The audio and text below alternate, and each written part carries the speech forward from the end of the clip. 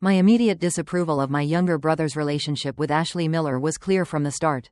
A mere 2 months into their courtship, Ryan Johnson's bank balance was unexpectedly lighter by $500,000.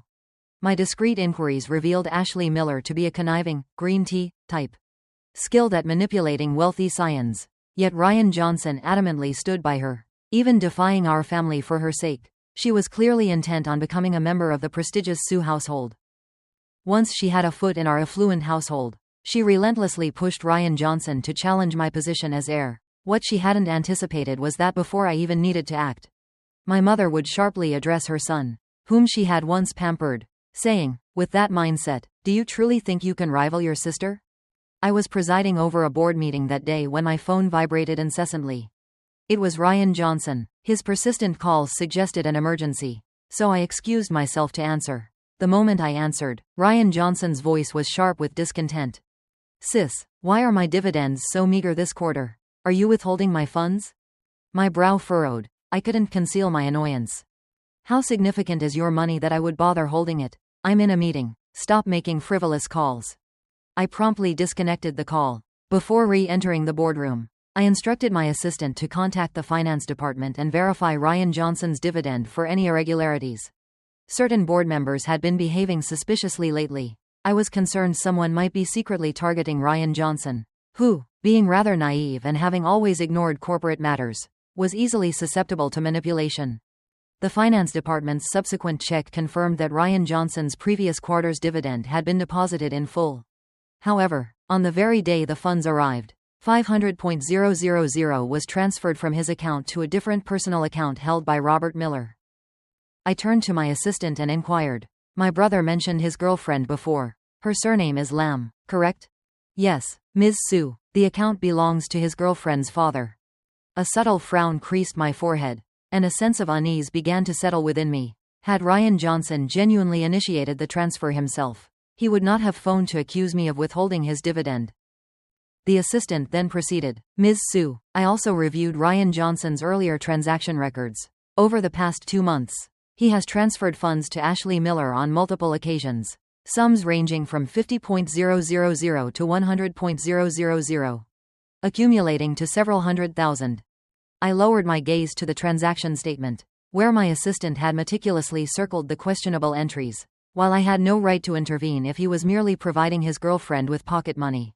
However, the $500,000 directly deposited into Robert Miller's account triggered a strong sense of alarm in my gut. I consulted my planner, selected an available date, and instructed my assistant to arrange a meeting for that day, recalling Ryan Johnson's earlier mention of wanting to introduce his girlfriend to me. "Understood, Ms. Sue." When Ryan Johnson brought Ashley Miller to meet me, she was adorned head to toe in limited edition luxury items. Even a tiny hair clip was priced over $3,000. My quiet observation suggested all items were authentic. Without my prior investigation, I might have been convinced she was a socialite from an affluent background. Regrettably, her awkward fidgeting with the food and her overtly superior demeanor towards the waitstaff quickly exposed the superficiality of her facade. Perhaps aware of my current management role in the company, she wasted no time in showering me with compliments once she sat down. After a period of small talk, Ashley Miller abruptly transitioned into sharing opinions steeped in antiquated beliefs. "You know, big sister, life isn't easy for women who are too independent.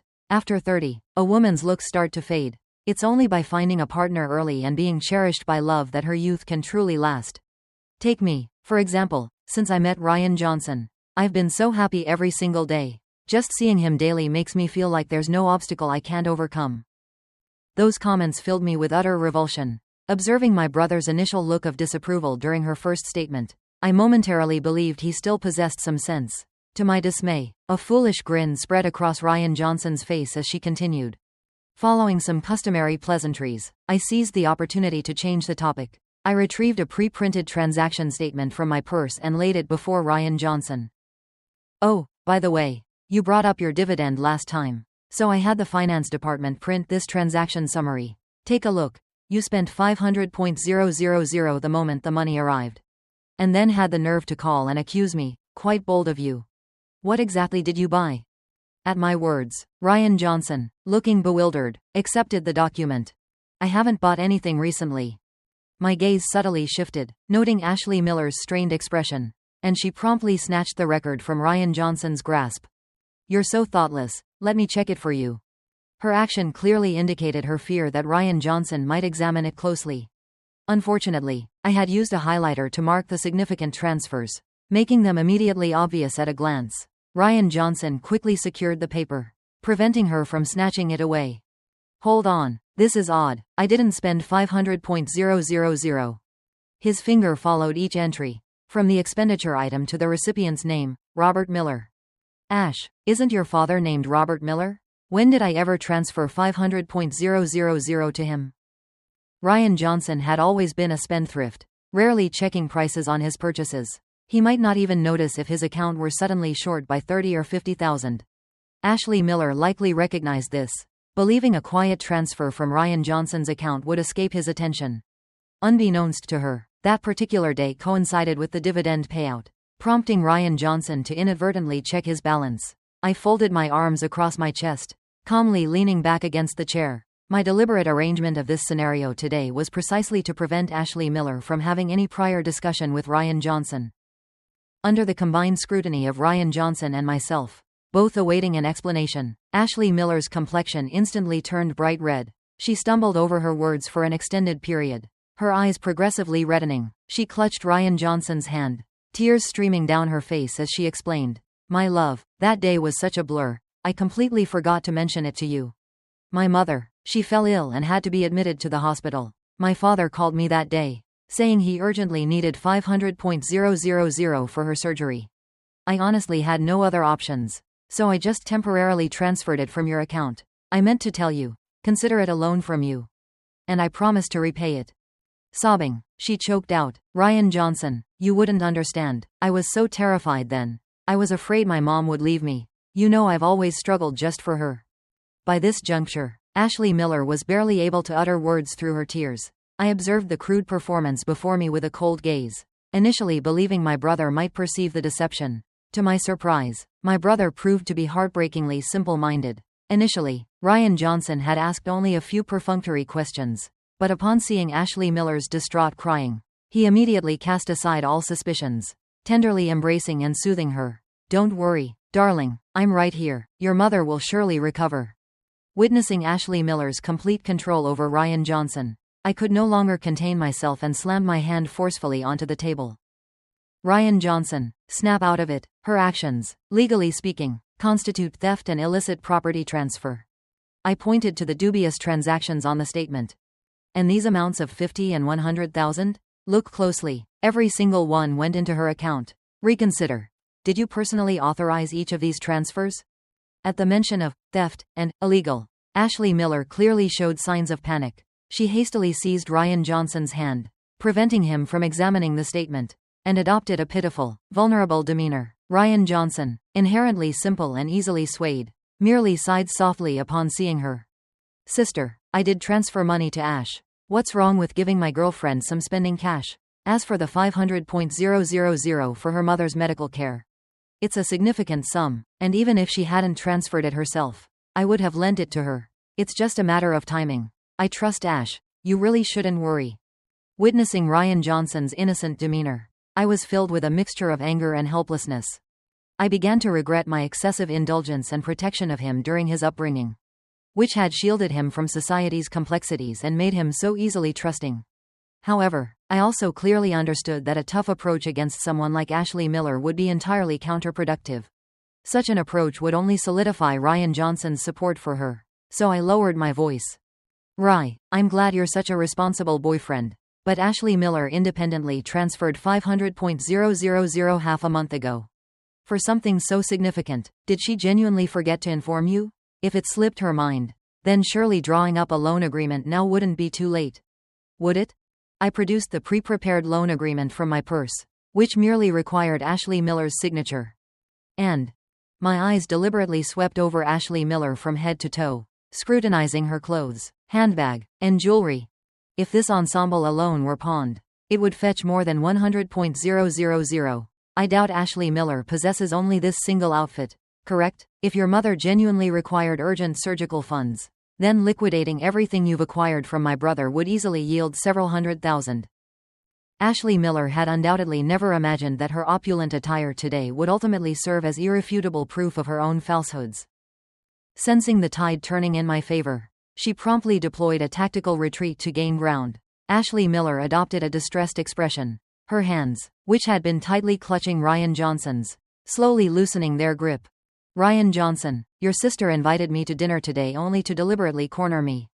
Didn't she? I grasp her intentions now. So, let's end things. I'll make every effort to repay the money I owe you. At the very least, I can always return to that place. Having said this, she picked up the pen, poised to sign the loan agreement. I was unaware of the place she alluded to, but Ryan Johnson's previously indecisive expression abruptly shifted. He instantly snatched the paper from Ashley Miller's hand and ripped it to shreds. Ashley Miller, recognizing her ploy had worked, instantly feigned humiliation, clutched her handbag, and fled the restaurant. Witnessing this, Ryan Johnson hastily pursued her. Ryan Johnson. I promptly rose to intercept him. Come to your senses. Ashley Miller is manipulating your affections. She's solely interested in your money. Ryan Johnson, who had always been compliant with me since childhood, surprisingly pushed me away with force this time. Sister, you've lived a pampered life since you were young. You simply can't comprehend what Ash has endured. She's not like you, so calculative, you wouldn't understand. After uttering those words, he immediately ran after her, completely oblivious to my high heels and the fact that his forceful shove had caused me to stumble and twist my ankle. Since that day, Ryan Johnson hadn't come home, ignored my calls, and left my messages unanswered. I was at a loss to understand what stratagem Ashley Miller had employed to transform my usually compliant brother into this. Chloe, conduct a thorough investigation into Ashley Miller's background for me, her family history, past romantic relationships, and employment history before she met Ryan Johnson. The more detail, the better. Yes, Ms. Sue. Perhaps due to my recent intense focus on this issue, Chloe completed her work with remarkable speed. Reviewing the documents, I learned Ashley Miller hailed from a small county. She entered the workforce after completing high school, to have survived independently in Miami, Florida, for years with that level of education suggested a certain resourcefulness. My gaze, however, lingered on her employment history, stirring an unsettling feeling within me. Each time she spent a period working as a karaoke hostess, she would quit, then transition to administrative or assistant roles at companies with minimal qualification demands. After a brief tenure, she'd resign, return to being a karaoke hostess, then quit, and return once more. This cycle had repeated an unknown number of times. Could working as a karaoke hostess genuinely be more lucrative? Oh, Ms. Sue. Chloe interjected, reminding me. You also requested I look into her romantic history. What was quite astonishing was that nearly all her previous boyfriends were wealthy second-generation heirs. Chloe, always meticulous in her work, had clearly marked the start and end dates for each relationship. I reviewed the list, pondered briefly, and then identified a significant correlation. Ashley Miller's dating and breakup timelines nearly perfectly aligned with the periods she left her corporate jobs to resume working as a karaoke hostess. How fascinating. Many of Ashley Miller's rich ex-boyfriends were figures within our own social circles, and I happened to be acquainted with several of them. Chloe, please arrange individual meetings with each of her former boyfriends. 1 or 2 instances might be mere coincidence, but 3 or 4 clearly indicated a pattern, not randomness.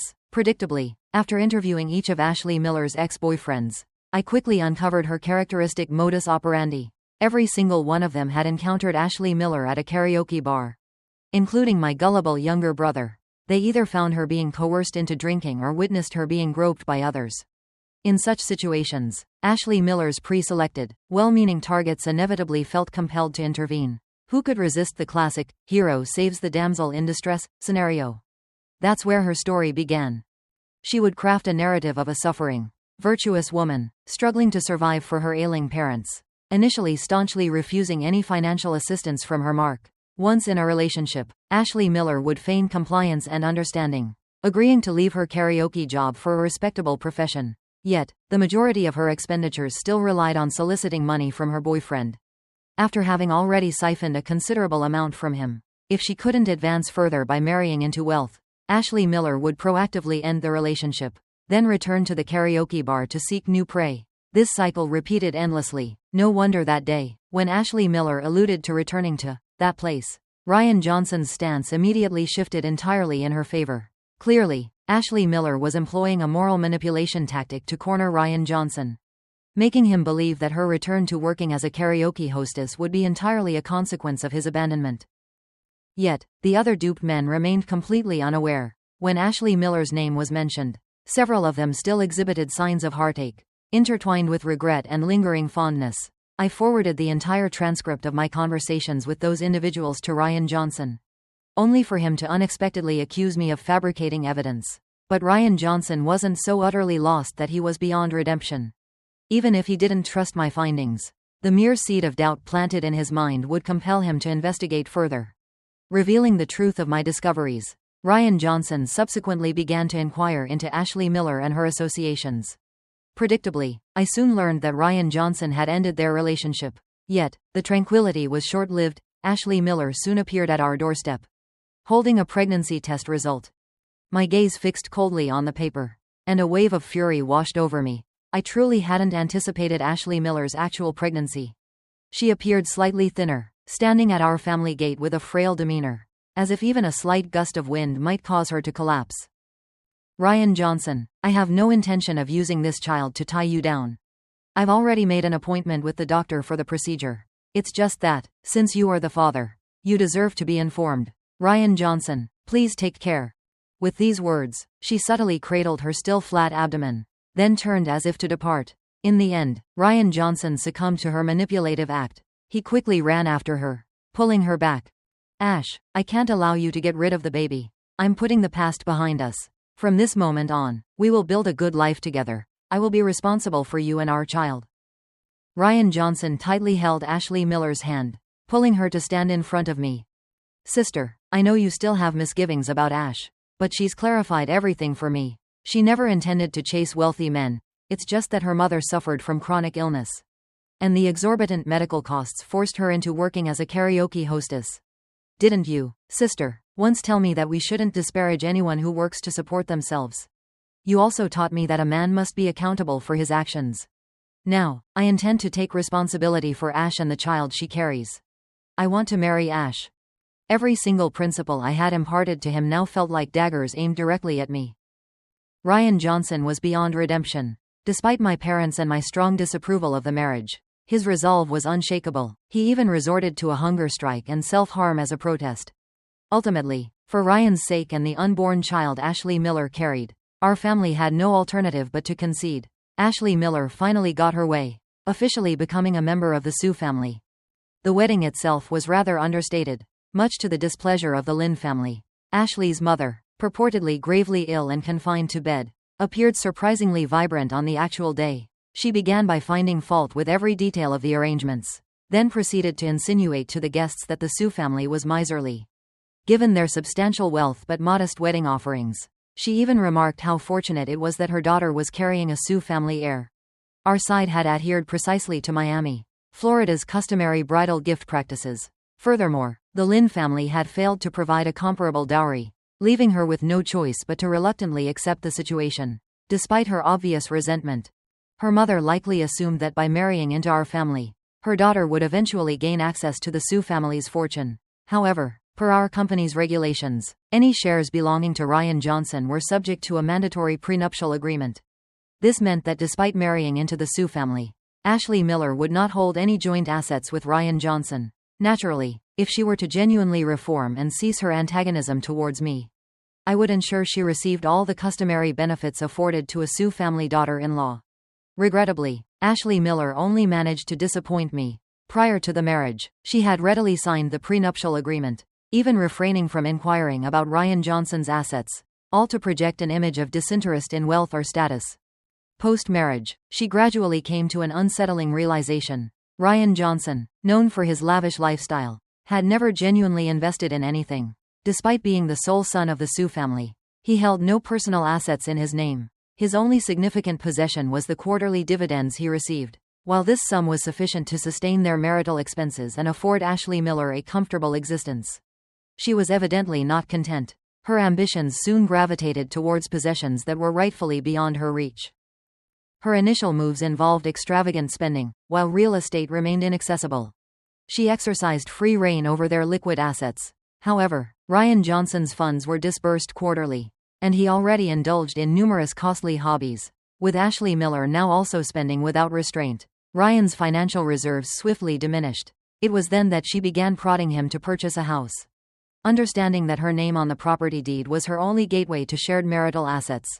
Yet, acquiring a home in Miami, Florida, commensurate with Ryan Johnson's expected lifestyle, was utterly unfeasible on his quarterly dividends alone. Thus, when Ryan announced his desire to buy property, I could almost discern Ashley Miller's calculating mind at work.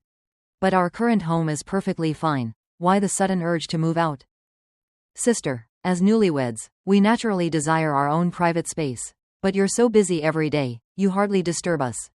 Besides, each floor in this house is essentially a self-contained 4-bedroom, 2-living-room apartment. How could that possibly interfere with your privacy? I systematically dismissed every argument Ryan Johnson presented. Soon, he had no further points to make. Observing Ryan about to give in, Ashley Miller, seated beside him, ultimately couldn't restrain herself from interjecting. Well, sister, it's just that where I come from, there's a belief. When married siblings live with unmarried ones, it often causes discord for the newlyweds. You see, we're freshly married, and I'm expecting. It's always better to steer clear of potential misfortunes. Wouldn't you agree? The moment those words left her lips, even the maid, busy preparing breakfast, gasped audibly. I subtly arched an eyebrow, tapping my chopsticks sharply on the table. Bad luck? Are you implying, sister-in-law, that my unmarried status is bringing you ill fortune? My abrupt sternness instantly made Ashley Miller grasp her misstep. She had overstepped. Quickly lowering her voice, she feigned innocent sincerity. Sister, that's not what I meant. She lightly squeezed Ryan Johnson's arm, urging him to intervene on her behalf. Our staff had recently informed me that Ashley Miller was frequently encouraging Ryan Johnson to pursue a corporate position, specifically to reclaim what she believed was his rightful inheritance from me. She argued that for a Sioux family son, having to ask his older sister for house money was deeply humiliating.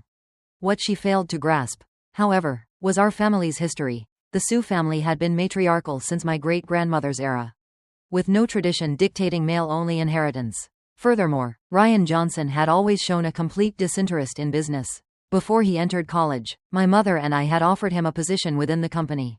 He declined, recognizing the immense burden of managing a large corporation. Witnessing my daily struggle with only a few hours of sleep, he harbored a strong aversion to the concept of inheritance, content in the knowledge that he could live a life of leisure funded by family assets. Forcing him into corporate work would be akin to imprisoning a free-flying bird.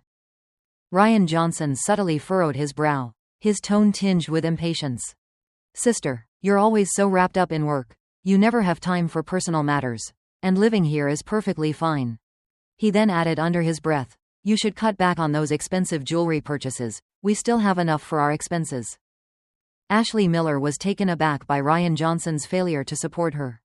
Choking with indignation, she eventually excused herself, feigning discomfort, and retired to her room for a rest. I had assumed Ashley Miller would settle down for a while after that incident. To my surprise, within days, she unveiled a new strategy at the dinner table, once more raising the idea of Ryan Johnson working for the corporation.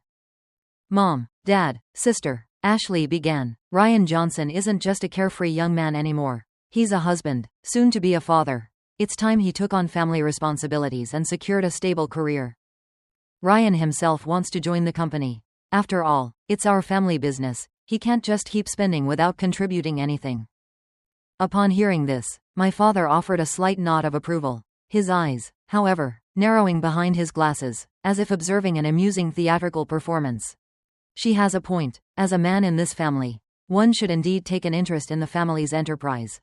Ashley Miller let out a faint sigh of relief, clearly invigorated by my father's agreement, as if hope had been rekindled. So, Mom and Dad, you're truly okay with Ryan Johnson joining the company? Absolutely, my mother affirmed without hesitation. Your father and I always hoped Ryan would return to the firm. We simply never forced it because he lacked direction.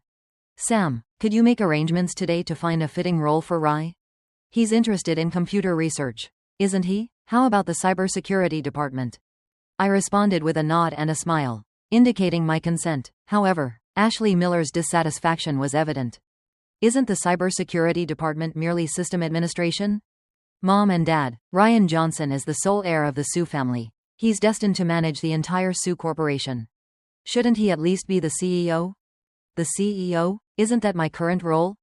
A clever calculation. Indeed, if he becomes CEO, what role would that leave for me? Ashley Miller quickly adopted a sycophantic tone.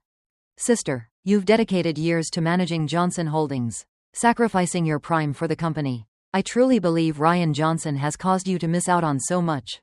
You really ought to find someone to share your life with. By chance, I know someone who would be an excellent match for you. If your relationship progresses, who knows, your children might even attend school with mine in the same year.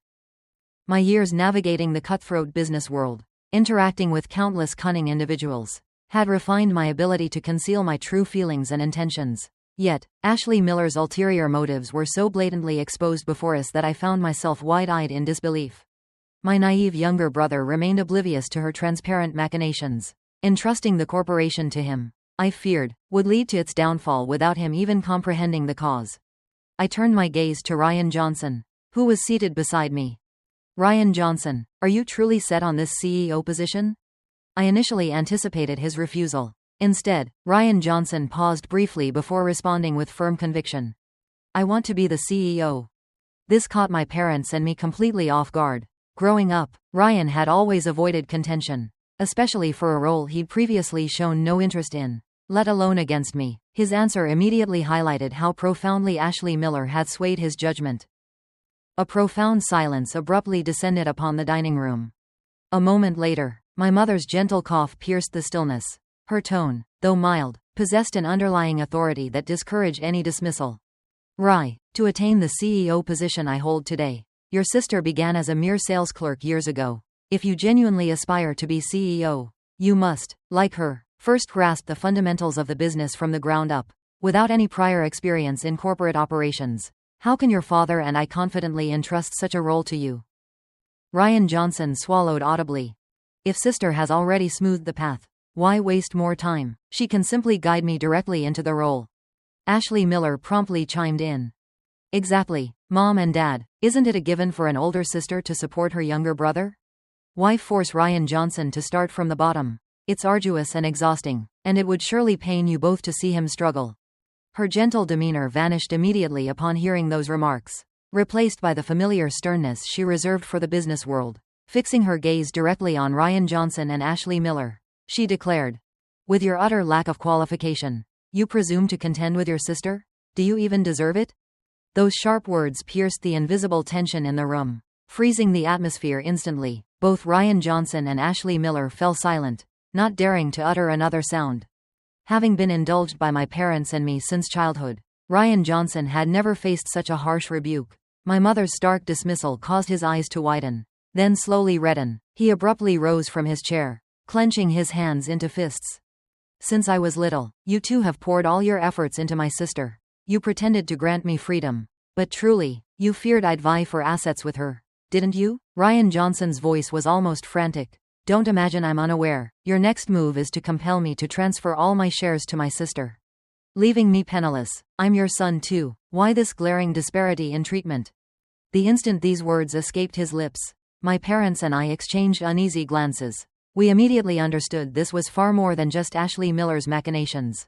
A plan to transfer Ryan Johnson's shares entirely to my name genuinely existed.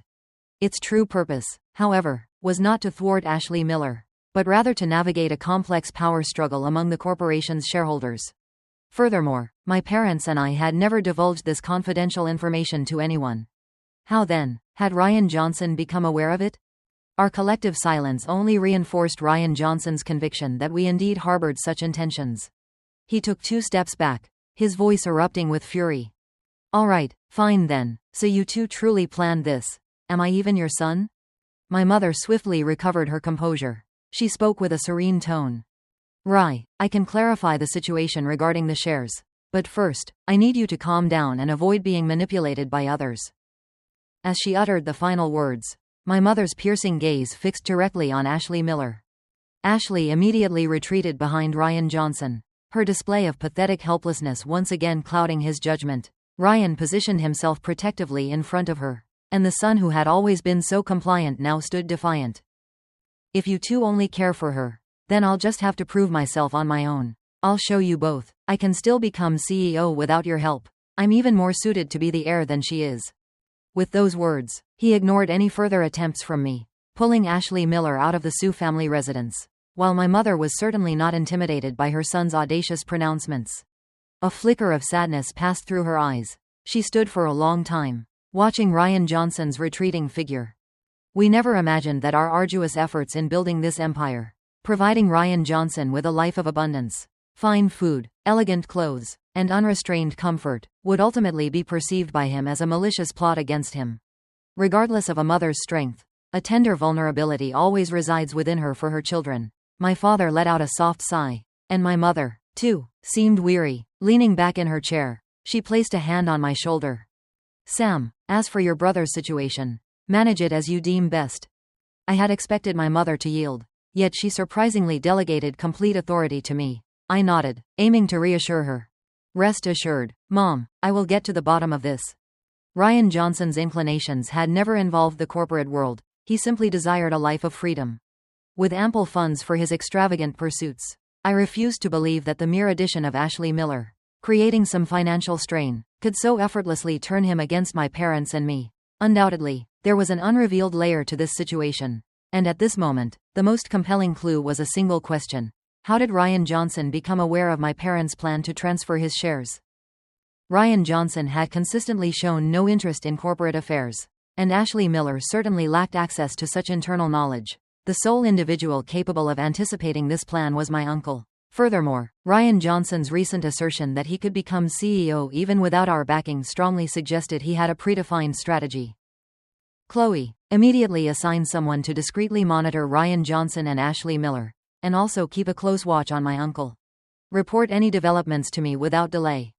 "Yes, Ms. Sue, all arrangements have been made. However, I still feel a sense of unease. If my hypothesis is correct and Ashley Miller is indeed conspiring with your uncle, then when did their collaboration begin?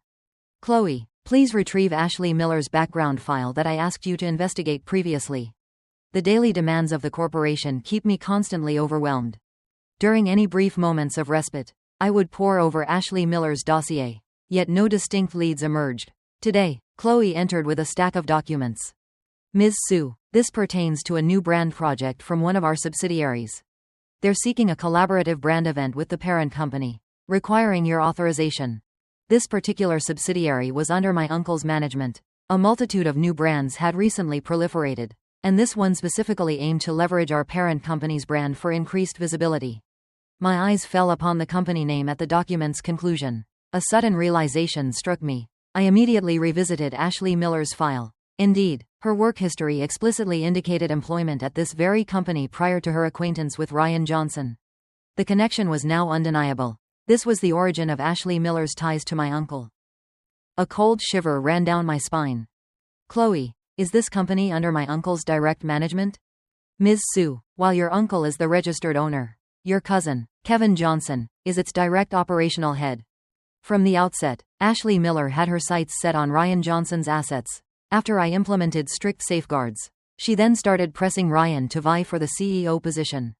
Yet, having married into the Sue family, she already enjoyed an affluent lifestyle. Her actions, though superficially appearing to concern Ryan Johnson's future, offered him no genuine benefit. In reality, Ryan could effortlessly live a life of comfort and luxury. Inciting conflict between him and the family clearly served no positive purpose for him. This left only one plausible conclusion. Ashley Miller had never cared for Ryan Johnson. Her sole objective, from the very beginning, had consistently been the shares he possessed. Just then, Chloe received a phone call. After disconnecting, she informed me, "Ms. Sue, our team has just reported back. Ashley Miller and Kevin Johnson were observed together at the same location. They've sent photographs." The images showed Ashley Miller, dressed subtly, rushing into Kevin Johnson's arms the moment she saw him. The two were then seen entering a hotel room together. Ashley Miller had the audacity to meet Kevin Johnson alone in a hotel room. Confirming my suspicions, my uncle had, as I predicted, been acquiring shares from other stakeholders, and his current holdings now matched mine. His ultimate goal was to remove me from the CEO position. The one who secures Ryan Johnson's shares would wield dominant power. Before Ryan Johnson even met Ashley Miller, My parents and I had discreetly planned to transfer my shares into Ryan's name, both to catch my uncle off guard and to expose his machinations. Unexpectedly, Ryan Johnson became completely smitten with Ashley Miller. This prompted us to alter our original plan, opting instead to transfer Ryan Johnson's shares to my name as a countermeasure against my uncle. If Ashley Miller was truly his accomplice, she could easily trick Ryan Johnson into signing a share transfer agreement. But now Ryan Johnson was at odds with us. How could we possibly earn his trust? I scrolled through my contacts, found a name, and hit dial. Do you recall your hotel previously ordering a security camera system from our company? I asked Marcus Thorne. The other end was silent for a moment before a lazy voice responded. Yes, I recall. I'm delighted to inform you that you've won our corporation's annual free upgrade and maintenance award. A scam, I exclaimed, then hung up. Beep, beep, beep. I chuckled and patiently called him again, determined to tease him. Eventually, Marcus Thorne was coerced into accepting this unexpected windfall. The next day, I personally led a technical team to Marcus Thorne's hotel. It seemed Ashley Miller and Kevin Johnson had met here before. At the time, our group's tech company had developed a security camera system primarily suited for confidential scientific research. I still don't understand why Marcus Thorne sought me out, insisting on installing a unit for his hotel. It was truly excessive. However, upgrading his hotel's security camera system meant it could now store footage for at least half a year, which was very convenient for me. My first task was to pinpoint when Ashley Miller and Ryan Johnson started dating. I joined in the meticulous task of categorizing the images. At some point, I noticed someone else standing behind me. Oh, are we catching a cheater? I turned to see Marcus Thorne, hands in his pockets, leisurely enjoying the show. I ignored him, turning back to stare at the screen, my eyes burning from the strain. Marcus Thorne tossed a stack of documents onto the table next to me. I looked down, a little surprised. Marcus Thorne had unexpectedly provided Kevin Johnson's complete hotel stay history. This made things much easier. How did Marcus Thorne know what I was planning? I glanced at Chloe, who immediately averted her eyes. Regardless, Marcus Thorne had just done me a huge favor. With the room history, we could search the camera footage much more efficiently. After some time, I discovered that Ashley Miller had frequently met Kevin Johnson here, both before and after she knew Ryan Johnson, and even during their breakup. I instructed Chloe to photograph each relevant image and arrange them chronologically. I wanted to see if Ryan Johnson could still trust Ashley Miller after seeing these. To thank Marcus Thorne, Năm 8 tuổi, tôi là đứa trẻ biết nhiều chữ nhất, cũng là đứa con gái mỏ hỗn nhất làng. Bà Trương vừa cắn hạt dưa vừa mỉa mai nhìn tôi, Từ Chi Hòa, mẹ mày mang thai rồi, là con trai đấy. Sau này mày đừng hòng có ngày lành. Tôi ngẩng đầu nhìn bà ta, nghiêm túc nói, bà Trương, bà sinh được con gái ba, con gái 4 mà cả đời cũng không có nổi con trai, thế chắc là sướng lắm. Toàn con gái làm việc cho bà nhận hạ rồi. Bà Trương tức đến hoa mắt. Năm 9 tuổi, mẹ bị người ta đánh đến bầm dập, tôi đứng giữa sân, vung dao hét lớn, ai còn động vào mẹ tao chém chết người đó. Từ hôm đó, Từ Chi Hòa tôi đã thể nhất định phải thành công, thoát khỏi cái nhà khốn nạn này. Chị Quế Phương trong làng đã đến tuổi bị người ta xem mắt. Trước hôm đó, con gái phải tắm rửa sạch sẽ, tết tóc gọn gàng, mặc quần áo đẹp, rồi bị kéo đi cho người khác nhìn ngó, lựa chọn. Cảnh tượng như vậy, từ nhỏ đến lớn tôi đã thấy không biết bao nhiêu lần. Hôm ấy, chị Quế Phương cùng tôi ngồi bên con sông nhỏ trong làng, khẽ hỏi, Từ Chi Hòa, em từng thấy người ta mua bán gia súc chưa? Tôi gật đầu, rồi. Em từng theo bà nội đi mua heo. Chị Quế Phương nói, chị chính là con heo đó. Bị lôi sang làng bên xem mắt, xem răng có tốt không, không có nở không, có dễ sinh đẻ không. Nhà trai kén chọn đủ đường, rồi còn ép giá xính lễ. Nói xong, gương mặt chị trống rỗng, như thể hồn vía đã bay mất từ lâu. Tôi ngơ ngác nhìn chị, không hiểu nổi một người đang sống sờ sờ sao lại biến thành heo. Chị khẽ nói, bán chị đi, lấy tiền cho anh trai cưới vợ. Đến khi qua đó, đàn ông không vừa ý là đánh mắng. Sáng sớm tới tối mịt ra đồng làm việc, về nhà còn phải nấu cơm. Mẹ chồng lại chỉ là vụng về, trướng mắt. Tôi nắm tay chị, an ủi, bà em nói phụ nữ ai cũng phải chịu như vậy. Đợi sinh được con trai, sau này làm mẹ chồng rồi, cuộc sống sẽ khá hơn. Làm dâu nhiều năm mới có ngày thành mẹ chồng. Khi còn làm dâu thì bị sai khiến như trâu như ngựa. Đến lúc làm mẹ chồng rồi, chỉ cần ngồi nhai hạt dưa, chỉ tay phun nước miếng bảo con dâu làm cái này cái kia. Không vừa mắt thì xúi con trai đánh vợ. Phụ nữ trong làng, đời này qua đời khác, đều sống như thế. Chị Quế Phương nhìn tôi, khẽ cười một cái, rồi bật khóc. Trong ánh mắt ấy có một chút thương hại. Chị nói, em còn nhỏ quá, ba mẹ em chỉ có mình em là con gái. Dù ông bà nội không thích, em vẫn là giọt máu duy nhất. Chị vừa khóc vừa nói tiếp, nhà chị sinh 5 đứa, chị cả đi làm xa từ sớm, em gái thứ ba gả đi xa, bị nhà chồng đánh chết. Ba mẹ chị làm ầm lên, cuối cùng lấy được 6.000 tệ. Chi Hòa, chị mà gả sang thôn đông, chắc cũng chẳng sống nổi mấy năm. Thằng đàn ông đó đã đánh chạy 2 đời vợ rồi, nên mới phải bỏ nhiều tiền sang làng mình tìm vợ. Tôi nhớ lại dáng vẻ em gái chị Quế Phương được hình về, sợ hãi nép sát vào người chị. Tấm chiếu rách phủ lên cô gái chưa đến 18, hở ra một cánh tay đầy sẹo, vết mới chồng lên vết cũ. Ba mẹ chị vì muốn thêm tiền, cố tình không chịu chôn cất, khiêng đi khắp nơi khóc lóc. Đến khi nhà kia mang tiền tới, chuyện mới coi như kết thúc. Cho nên chị phải chạy. Chị nói rất nhỏ, Tôi giả vờ như không nghe thấy, lén lấy 5 hào trong túi mình nhét vào tay chị. Chị bật khóc, rồi chị nói, Từ Chi Hòa, bà nội em đã dẫn mẹ em vào thành phố siêu âm rồi. Nếu mẹ em mang thai con trai, em sẽ không còn ngày lành. Sau này phải học cách khôn khéo hơn. Tôi cúi đầu, nói khẽ, em lại mong mẹ sinh con trai, để bà nội với ba em không đánh mắng mẹ nữa. Tôi đã 8 tuổi, nhưng từ khi sinh tôi, mẹ chưa từng mang thai lần nào. Mấy năm nay, bà nội luôn mắng mẹ là gà không đẻ trứng, là đồ vô dụng. Ba tôi mỗi lần say rượu trở về, nửa đêm lại gây sự. Tôi chỉ mong mẹ sinh được em trai, để mẹ không còn bị đau nữa. Mẹ tôi thật sự mang thai con trai, khám ở bệnh viện huyện, kết quả không thể lệch. Tin ấy tôi nghe được trên đường về nhà. Bà Trương đầu làng thấy tôi liền nhổ một ngụm, nhìn con bé nhà họ Từ kìa, da dẻ trắng trẻo, năm nào cũng có đồ mới. Con dâu nhà họ Từ đúng là chiều Từ Chi Hòa quá. Gần 9 tuổi rồi mà mới biết giặt đồ, không vào bếp, sau này ai thèm cưới. Trong làng, con gái phải làm việc lanh lẹ thì mới được nhà chồng để mắt. Có lúc tôi cảm thấy, thứ họ muốn mua chẳng qua chỉ là một con gia súc biết làm việc, biết sinh con. Câu này là chị Quế Phương từng nói với tôi, nghe rất khó chịu, nhưng hình như lại đúng. Nhà họ Từ chỉ có đúng một đứa con độc nhất, chiều thì cứ chiều thôi. Bà Lâm Dụng mất một cái răng, vừa nói vừa nháy mắt, muốn nuôi thành tiểu thư à? Chậc chậc, nhà làm dụng mà nuôi ra tiểu thư, nói ra cho người ta cười chết. Tôi không để ý đến họ, cúi đầu đi thẳng về nhà. Bà Trương cố tình đuổi theo, giọng đầy mỉa mai, Từ Chi Hòa, mẹ mày mang thai rồi, là con trai đấy. Sau này mày đừng hòng có ngày lành, về sau phải giống con gái lớn, con gái hai nhà tao, giặt đồ nấu cơm, đừng mơ còn được đi học. Tôi ngẩng đầu nhìn bà ta, nghiêm túc nói, bà Trương, bà sinh được con gái bà, con gái 4 mà cả đời cũng không có nổi con trai, thế chẳng phải rất tốt sao? Toàn con gái làm việc cho bà nhàn hạ rồi. Câu đó khiến bà Trương tức đến hoa mắt, giơ tay định đánh tôi, con giành chết tiệt, dám chụp tao. Tôi quay đầu chạy mất.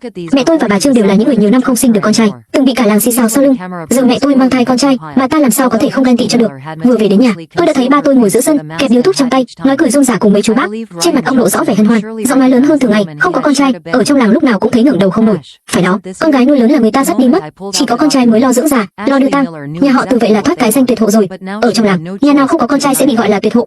Mang cái danh đó, cả đời sống cúi đầu, đi tới đâu cũng bị người ta chọc ghẹo sau lưng, coi thường ra mặt. Từ Chi Hòa có lanh lợi đến đâu cũng vô dụng, khiêng quan tài, khóc mồ mả đều phải là con trai. Phụ nữ thì có tư cách gì vào nghĩa địa thắp nhang? Người nói là bác tứ, ở chỗ chúng tôi, dù là con gái ruột hay con dâu, đều không được bước chân vào nghĩa địa, nói là sợ làm hỏng phong thủy. Tôi nghe mà thầm cười lạnh trong lòng. Bác tứ có 3 đứa con trai, nhưng cuộc sống của ông cũng đâu khá khẩm hơn ai. 3 đứa ấy tiêu sạch tiền tích góp nhiều năm, sau này chưa chắc ông còn đủ tiền mua một cỗ quan tài tử tế. Chưa nói tới chuyện vào nghĩa địa, biết đâu lúc chết, 3 thằng con vô dụng ấy chỉ cuốn ông trong một tấm chiếu rách rồi khiêng đi. Những người này thật khó hiểu. Bác tứ sống tàn tiện, khổ sở cả đời, vậy mà vẫn cảm thấy mình nở mày nở mặt vì có con trai. Còn bà Trương có 2 con gái, việc nhà không phải lo, ngày ngày chỉ tụ tập buôn chuyện, lại luôn thấy mình thấp kém, không dám ngẩng đầu nhìn ai. Nối dõi tông đường rốt cuộc có ích gì? 3 đứa con trai nhà họ Tứ giống hệt ông ta, đứa nào cũng răng hô, mặt mũi méo mó. Đừng nói người ngoài, e rằng đến tổ tiên nhà họ Tứ nhìn thấy cũng phải thấy xấu hổ. Tôi không muốn nghe thêm nữa, quay người chạy vào nhà tìm mẹ. Mẹ ngồi trên giường đất, lưng dựa vào tường, trước mặt là một bát nước đường trứng còn bốc hơi và một bát cơm thịt kho đặt ngay ngắn bên cạnh. Chỉ liếc mắt một cái cũng biết, bà nội đã bắt đầu thương mẹ. Mẹ ơi! Tôi đá văng đôi giày, leo thẳng lên giường, ôm lấy mẹ, vui mừng nói, cuối cùng con cũng có em trai rồi, mẹ cũng sắp có ngày dễ chịu. Mẹ ôm tôi vào lòng, nhưng trên mặt lại không hề có chút vui mừng. Mẹ gắp thịt bò vào bát tôi thèm đến mức nuốt nước bọt, nhưng nghĩ đến mẹ và đứa em trong bụng, chỉ cắn một miếng nhỏ rồi đặt đũa xuống. Bà nội bước vào, kéo tôi khỏi giường, không mày quát, không biết nặng nhẹ gì cả. Đàn bà âm khí nặng, lỡ xung phải em trai mày thì làm sao? Tôi giật mình, vội vàng đứng tránh xa. Trong lòng lại thầm thắc mắc, con trai cũng do đàn bà sinh ra, sao cứ phải chê đàn bà như vậy? Bà nội kéo tôi vào bếp, giọng dứt khoát, từ nay mẹ mày không làm được việc nặng nữa, mày học bớt lửa nấu cơm đi. 3 con heo trong chuồng không thể để đói, mỗi ngày nhớ cắt cỏ cho chúng ăn. Tôi do dự nói, bà ơi, buổi sáng cháu phải đi học, tan học còn có bài tập, làm không kịp nhiều việc thế đâu. Vậy thì đừng đi học nữa. Bà nhét thẳng cái môi to vào tay tôi, nói tỉnh bơ, học mấy chữ có ích gì, sau này cũng phải ra ngoài làm việc thôi. Học làm sớm, đợi em trai mày sinh ra còn đỡ đần cho nhà. Tôi hoảng hốt, vội vàng nói, mẹ cháu bảo cháu phải học cho tốt, sau này lên huyện học tiếp, còn phải thi đại học. Bà nội giơ tay tát mạnh vào đầu tôi, đại học cái gì? Đừng có nằm mơ, bị mẹ mày chiều hư rồi. Đi học không tốn tiền à? Trần trong nhà phải để dành xây nhà, cưới vợ cho em trai mày. Tôi vừa khóc vừa làm ầm lên, sợ bà thật sự không cho tôi đi học nữa. Nghe tiếng ồn, ba tôi từ ngoài đi vào. Ông không kiên nhẫn, tát tôi 2 cái thật mạnh, đồ làm mất mặt. Có em trai rồi mà còn làm loạn. Ngoài kia bao nhiêu người nhìn vào, cười tao nuôi ra một con tiểu thư. Mày nhìn con gái nhà ai, lớn cỡ mày rồi mà còn đòi đi học, còn dám cãi người trong nhà. Cũng từ khoảnh khắc đó, tôi cuối cùng cũng hiểu vì sao những đứa con gái khác trong làng lúc nào cũng cúi đầu rụt rè. Vì sao họ chưa từng dám khóc lóc hay cãi lại, chỉ lặng lẽ nấu cơm, giặt đồ, cho heo gà ăn đúng giờ. Bởi vì không nghe lời thì sẽ bị đánh, sẽ không có cơm mà ăn. Họ đã sớm bị uốn nắn thành quen, giống như heo dê bị nhốt trong chuồng, chỉ cần sống sót là đủ. Tôi cũng bị ba và bà nội đánh mấy trận liền, ra khỏi nhà liền không dám ngẩng đầu nhìn ai. Mãi về sau tôi mới hiểu, 8 năm bình yên trước đó của tôi đều là do mẹ âm thầm giành lấy. Sau khi sinh tôi, mẹ lén mua thuốc của bà quả phụ Lưu để uống. Bà quả phụ Lưu là người từ nơi khác đến, không làm ruộng, nhưng trong nhà lúc nào cũng có gạo. Nghe nói đàn ông trong làng hay lén tìm bà ta, phụ nữ trong làng gặp thì chửi bà ta là dơ bẩn. Bà quả phụ Lưu có một loại thuốc, phụ nữ uống vào sẽ không mang thai. Những năm đó, mẹ tôi chịu đựng ba và bà nội đánh mắng, chịu cả làng cười chê, cũng không chịu có bầu. Bởi vì mẹ hiểu rất rõ, một khi sinh con trai, ngày lành của tôi sẽ chấm dứt. Bạn cùng phòng Giang Nhược Tuyết, khi đi hẹn hò cùng thái tử ra Bắc Kinh lúc nào cũng muốn dẫn tôi theo. Tôi nói mình không muốn làm bóng đèn cản trở hai người.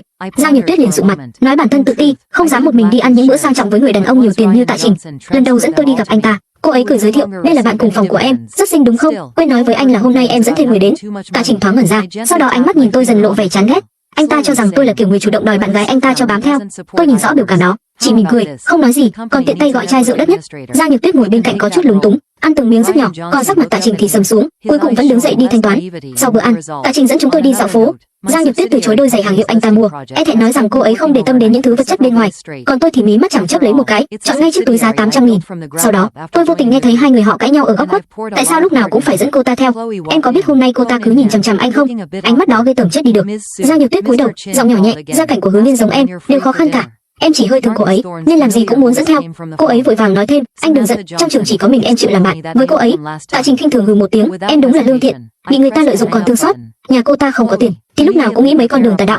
Thôi được rồi, em muốn dẫn thì cứ dẫn. Giang Nhược Tuyết nghe đến nửa câu sau thì sắc mặt cứng lại, khóe môi miễn cưỡng cong lên một nụ cười. Chỉ là Tạ Trình hoàn toàn không để ý đến biểu cảm đó. Sau khi bị Giang Nhược Tuyết từ chối 2 lần, anh ta cũng không còn chủ động đề nghị mua đồ cho cô ấy nữa, chỉ lạnh nhạt để lại một câu, thích gì thì gọi anh. Đến lúc chuẩn bị thanh toán, Giang Nhược Tuyết ghé sát tai tôi, hạ giọng nói, tôi thấy cái túi bên cạnh cũng rất đẹp. Chiếc túi đó giá hơn 100 vạn, rõ ràng cô ấy cũng rất muốn, nhưng đang làm bạch liên hoa không vướng bụi trần, cô ấy do dự hồi lâu, cuối cùng vẫn không dám mở miệng. Tôi mím môi cười, trực tiếp bảo nhân viên lấy chiếc túi đó. Nhân viên tươi cười đưa túi đến trước mặt tôi, lễ phép nói, chiếc túi này rất hợp với khí chất của cô. Tạ Trình cười khẩy một tiếng, Nhược Tuyết sẽ không giống cô, thích mấy thứ tầm thường này. Giang Nhược Tuyết nghe xong, nụ cười trên mặt suýt nữa thì không giữ nổi, chỉ có thể trơ mắt nhìn hai chiếc túi lần lượt được đưa vào tay tôi. Để duy trì hình tượng của mình, từ trước đến nay